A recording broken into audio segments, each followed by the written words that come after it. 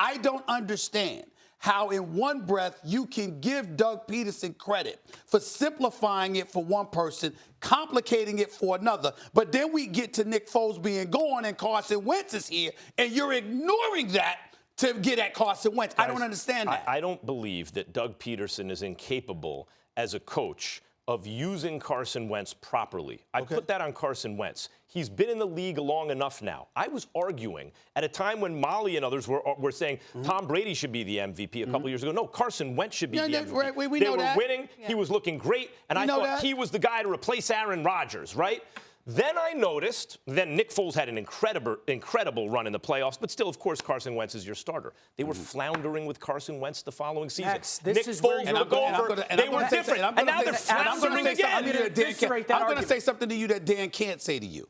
I believe that your feelings about Carson Wentz completely changed when Joe Santoliquito, when Joe's report came out, dissecting in the locker room or alluding to in the locker room the difference between how Nick Foles was received and how Carson Wentz. I think that your feelings about Carson Wentz changed that real quick. Go ahead, Dan. Real quick, I would understand why you would say that.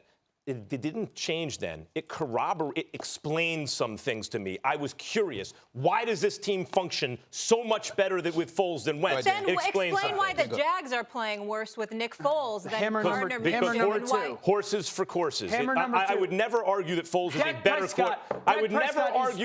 is a better quarterback than Wentz. Dak Prescott is renowned as a leader. They're 6-6 in Dallas. So some of that last year, you continue to point to Nick Foles. They were 6-7 with Carson Wentz. Nick Foles came in. That was a bottom 4 defense. It was a bottom 4 run game, and it was a bottom 4 offensive line last year when Carson Wentz was playing. Nick Foles came. They got healthy. It became a top 5 run game, and the defense played a lot better.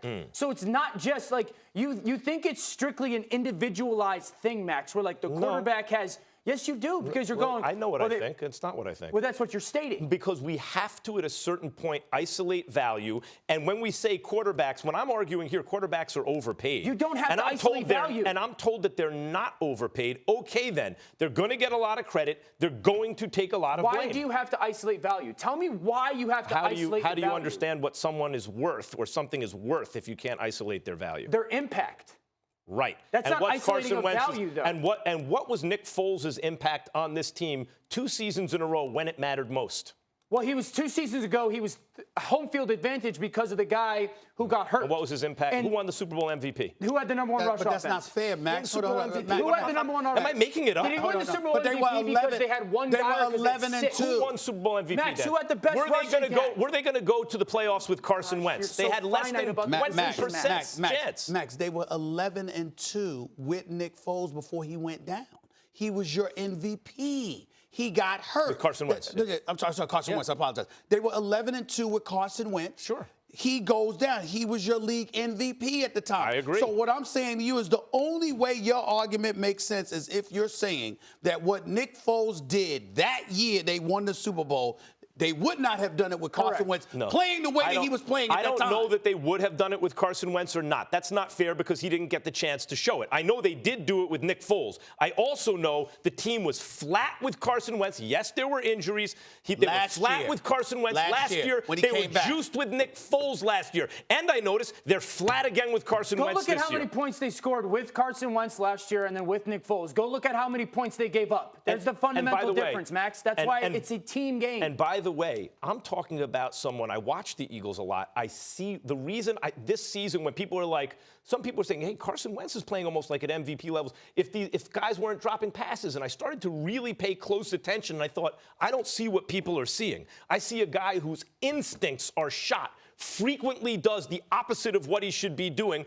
And I started thinking, and then it was game after game after game. I'm seeing a Philadelphia Eagles team that has thrown the ball 101 times more than they've ran the ball this year. I'm seeing a Philadelphia Eagles team that has never prioritized the run, even though they got guys averaging better than 4 yards a carry. I'm seeing a Philadelphia Eagles team led by Coach Doug Pederson, who asked of Carson Wentz what he never asked of Nick Nick Foles. And I'm seeing Nick Foles having the requisite weapons available to him because those guys were healthy, whereas Carson Wentz has not had the luxury either being healthy himself or having guys healthy for him. And yet he is asked to go out there and consistently do more. I think it's a mistake. I don't think that you're wrong when you say that there's been a little bit off about him this year. But the point that I'm making is you have to look at the personnel around him. You have to look at what Pederson is asking of him to do. Here's the and you have to look at Roseman and what Roseman is giving him to work quick, with. and I want to say what the difference is. If your instincts in pressure moments told you to throw me the football and I consistently let you down, would you continue to trust those instincts? If I believed in you, yeah. If I thought you were good, would you sure. continue to believe in me if I kept dropping the ball when it mattered the most? Why do you keep dropping the ball when he throws you the ball? When the other guy threw you the ball, you kept catching the ball. Oh my gosh. Okay,